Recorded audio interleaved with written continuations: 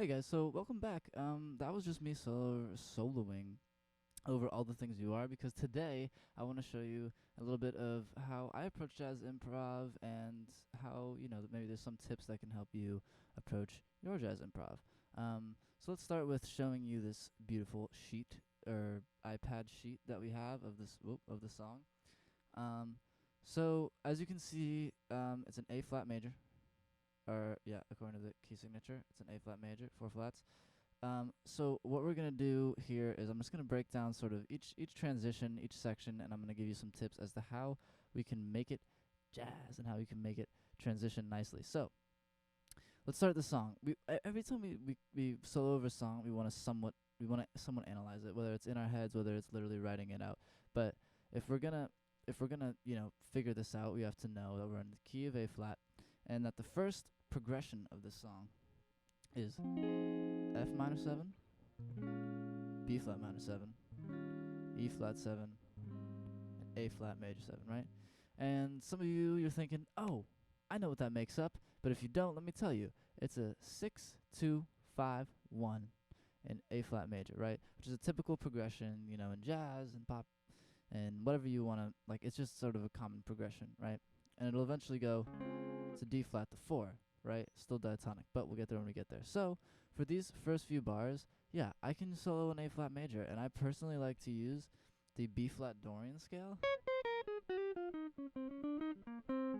because I just like how it fits in my hand, and I like how it's in the nice like mid register. It's not A flat, is a little lower, A flat major scale, and I just feel like transitionally once we get to the next key, it's easier to start when we're in B flat Dorian, right? So this ties in directly also to our last lesson about modes and how each mode you can use to solo over, its major scale. So in this case, if I'm an A flat major, I can use the scale from the second degree, the A flat major scale starting from B flat, which is just another name, would be B flat Dorian, right?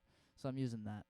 So eventually after we do this, B minor, E flat 7, A flat major 7, D flat major 7. So we're still in A flat, but then we go G7, C. And as you can tell from me just playing that it feels after that like we're going to C major. And you'd be correct. We are going to C major. That's the key that we feel that we're in after we have this resolution. And oftentimes, when you see a fifth, in terms of like a fifth resolution, so G, we go fifth to C, or in this case a fourth because we're going down to up, but it's confusing, I know, but you get it. The fifth, G is the fifth of C, resolves to C, right? So I want to transition to C, and G is the first chord that I have, G7 is the first chord that I have that's not in A flat major, right? As you can see here, I'll show you this. As you can see, yeah, so G7 after this D flat comes around, and it's the first chord we have that's not in A flat major. So one thing I like to always keep in mind is arpeggios are your friend. If you were to play a G7 arpeggio to transition, let me show you what this will sound like from the top of the song, right? So A flat, right? So ready for this? I'm going to hit this G7.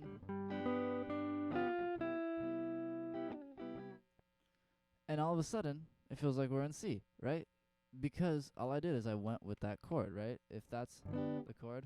And the reason that works really nicely is because, first of all, it's emphasizing that transition chord, and it's saying, here, let me introduce you to some notes that are not in A flat. And then also landing in, 1, 3, 5, flat 7 of a G major, of a G7 rather. This is the 4 of the C major, so it resolves really nicely with fa mi. So you can use this, right? And any sort of form that you want, you can add other notes, whatever it is, but you just want to give that indication. Okay, we're in C. Here it is. Boom. Right. So let me just do that one more time to give you that. Let me do that one more time to give you that example.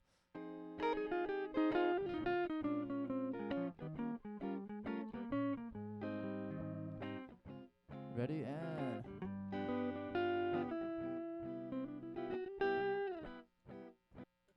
it is, right? And that maybe wasn't the best, you know, use, but you get the point that we're feeling now, like we're in C major. Boom, right? But we're only in C major for so long. The next chord, as you can see, is C minor. C minor 7, right? Oh my god, we've only been in C major for 3 bars. What are we doing, right? So C minor though, right? I'm thinking now, okay, we have a C and a C. One of them's major 7, one of them's a minor 7, right? So there are literally 2 notes that are different between a C major 7 and a C minor 7. And some of you might be thinking, oh, I know what they are. And if you do, you would know that they're E flat and B flat. But what they are exactly isn't the point here. The fact that's more important is that we're taking something that has a major third and it's becoming a minor third, right? So C, mi, re, do, right? Mi, so that's the third, right? So if you make it minor, me, re, do, right? So that's going to be the note that really convinces us, okay, we're no longer in C major. We've now got a C minor chord. But this C minor chord is we're not going to be in C minor, although we kind of are going to be, but we're really going to be feeling it as if it's E flat major. So as you can see, we start on the C major, or on the C minor rather, to get to this E flat major. So what that's going to do for us is it's going to say, okay, we've got C minor 7, F minor 7, B flat 7, and E flat major 7. You know what? These distances of notes look very similar to the F minor 7, B flat minor 7, E flat 7, and A flat major 7. And you know why? It's because this is the same, a 6,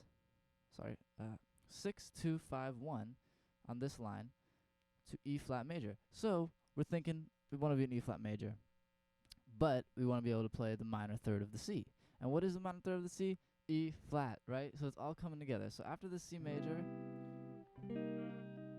if we play that minor third and then use the C minor scale, because what is the C minor scale? It's the E flat major scale from the 6th degree, right? So boom, we can use that C minor scale. So let me take you through the song again, show you how that's going to sound, right? And show you how I'm going to transition just by playing that flat 3 or that E flat when I get to this section. So I'll start from the top again of the song. So I'll walk you through it as well. So A flat.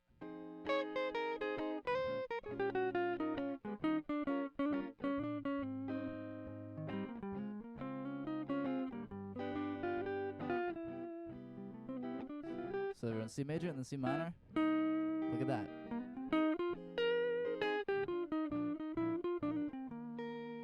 So now we're in E flat, right? Just because I played that E flat note when the C came around.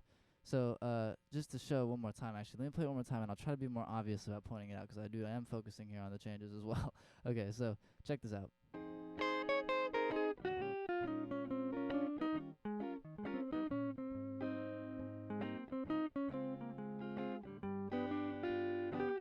C major, C minor, that's the E flat, and E flat, right? So boom, these transitions, right? It's all about finding, what is the transition chord, right? In the first case, it's G7, and it's getting us to C major. In the second case, it's C minor 7, and it's eventually going to take us to E flat major 7. And this song essentially does this trick several times. So you can say, eventually it gets to this A flat major, and again, we just see the 5/7 of G to get to G. So it's the same thing. You can use a D7 arpeggio. You can, kind of do what you want, knowing that D7 is going to be the chord that transitions, but you're going to be in G major. So think about these things. When you think about those things, it actually becomes quite easy to transition. And then it really becomes, once you get the transitions, about phrasing and just saying, okay, when should I play notes? When should I not play notes? How fast should I be playing the notes? When, and stuff like that. And phrasing is obviously very important. Phrasing is always something you should work on. So phrasing just comes into it naturally. But this is kind of my tips on, these are kind of my tips on jazz improv. If you want to, see me teach more things, continue to follow me on Instagram and check out my website, because my website has all these videos. It's got, helpful materials to help you get better at music, at guitar, at whatever, because this really applies to any instrument. The way you think about these transitions, these changes. Um, and so yeah, I'll just solo over the tune one more time to see, you guys can watch and see if you have any ideas from it and see sort of how I'm doing a lot of these transitions. And then yeah, so thank you for tuning in, and I'll see you next time.